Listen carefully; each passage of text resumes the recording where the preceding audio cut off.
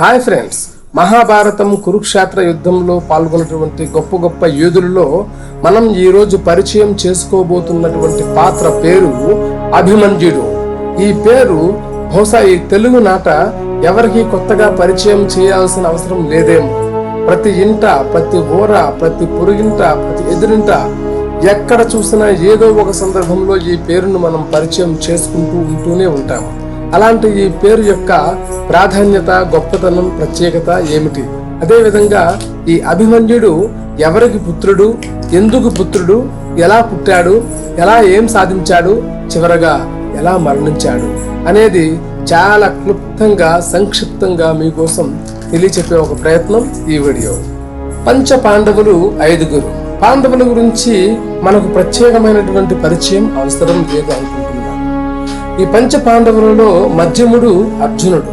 ఈ అర్జునుడు 4 వివాహాలు చేసుకోవటం జరిగింది. 4 భార్యలలో మొదటి భార్య పేరు ద్రౌపది. అదేవిధంగా ద్రౌపది పేరును కూడా మన తెలుగు నాట గాని, భారతదేశం నేల మీద గాని ప్రత్యేకమైనటువంటి పరిచయం అవసరం లేదు అని నేను అనుకుంటున్నాను.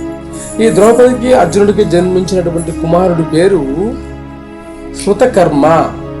తరువాత 2వ భార్య పేరు సుభద్ర. సుభద్ర అంటే శ్రీకృష్ణుడికి చెల్లెలు.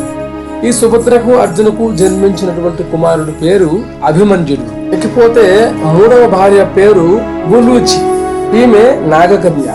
ఈ ఉలూచికి అర్జునుడికి జన్మించినటువంటి కుమారుడు పేరు ఇరవంతుడు మరియు ఇరావణుడు అని అంటారు. 4వ భార్య పేరు చిత్రాంగద. అంటే ఇప్పుడు మణిపూర్ అనే ఒక ప్రదేశంగా పిలువబడుతున్నటువంటి ప్రాంతంలో ఉండే రాజకుమారి అన్నమాట. ఈ చిత్రాంగకు అర్జునులకు జన్మించినటువంటి కుమారుడి పేరు బభ్రువాహనుడు. ఇలా 4 భార్యలకు 4 కుమారులు. ఈ 4 భార్యలలో 2వ భార్య అయినటువంటి సుభద్రకు అర్జునుడికి జన్మించినటువంటి కుమారుడు అభిమన్యుడు.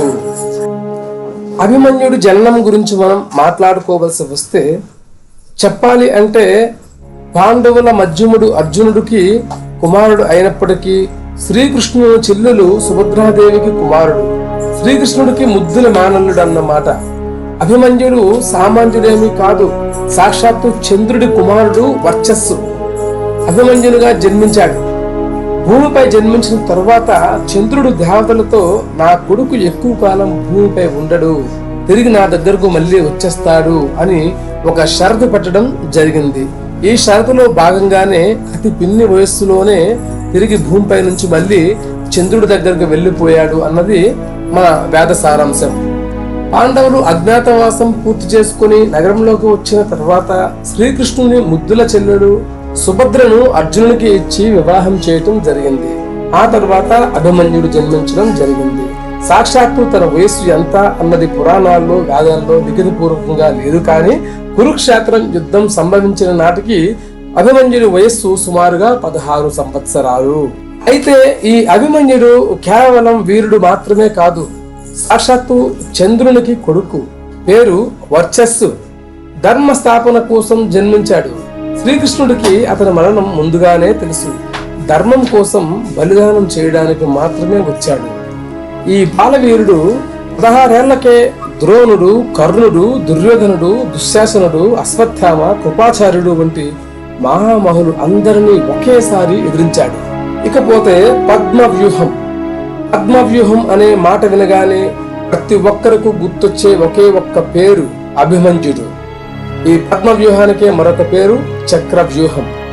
ఈ పద్మవ్యూహంలోకి ప్రవేశించే విద్య కేవలం అర్జునుడు, కృష్ణుడు, ప్రద్యుమ్నుడు, అభిమన్యుడికి మాత్రమే తెలుసు. ఈ అభిమన్యుడు తల్లి గర్భంలో ఉండగానే అర్జునుడు సుభద్రకు చెబుతుంటే విన్నాడు. కానీ బయటపడే మార్గం సుభద్ర నిద్రపోవడం వల్ల వినలేదు. ఈ పద్మవ్యూహంలోకి వెళ్ళాక జయద్రథుడు పాండవులను అడ్డుకున్నాడు. దీంతో అభిమన్యుడు ఒక్కడే లోపల చిక్కుకున్నాడు. అయినా వెనక్కి తగ్గలేదు. అతని దగ్గర రౌద్ర అనే దైవదత్తు విల్లు బలరాముడు ఇచ్చాడు. ఆగ్నేయ అస్త్రం వంటి దివ్యాస్త్రాలు ఉన్నాయి. విలువిద్యే కాకుండా కత్తి యుద్ధంలో వృషభ, గాంధార, నిషధ, మధ్యమ, కైసక అనే 5 రకాల నైపుణ్యాలు ఉన్నాయి.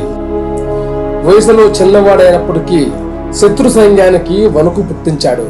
13వ రోజు ఉదయం నుంచి సాయంత్రం వరకు ఒంటరిగా వేలాది మంది సైనికులతో పోరాడాడు.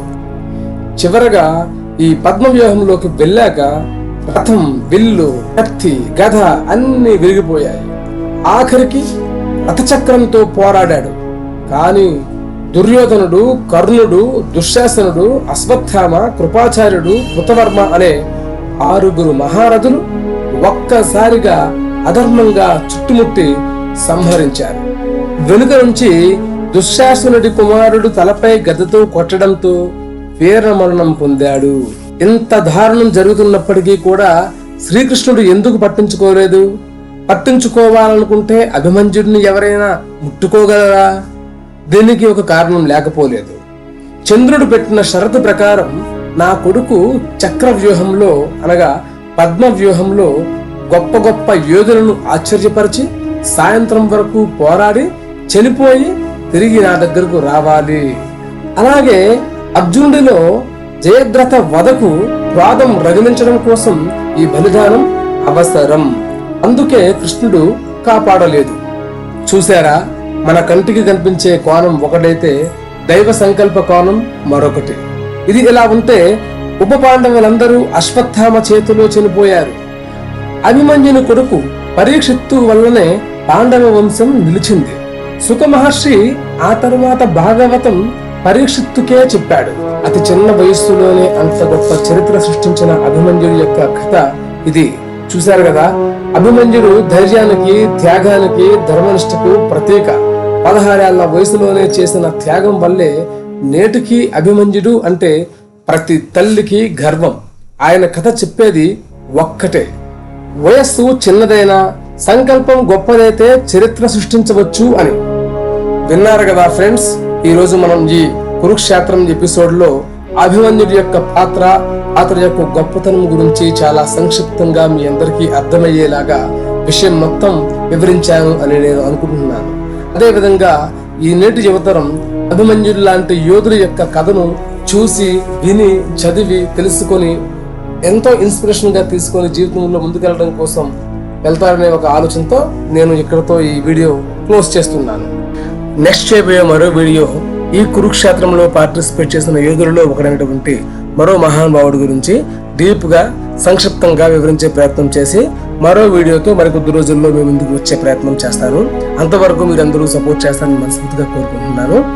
జై శ్రీరామ్, గోవింద గోవింద, హరి ఓం, ఓం నమః శివాయ, నమో వెంకటేశాయ, మాత్రే నమః. జై శ్రీరామ్, బాయ్ బాయ్.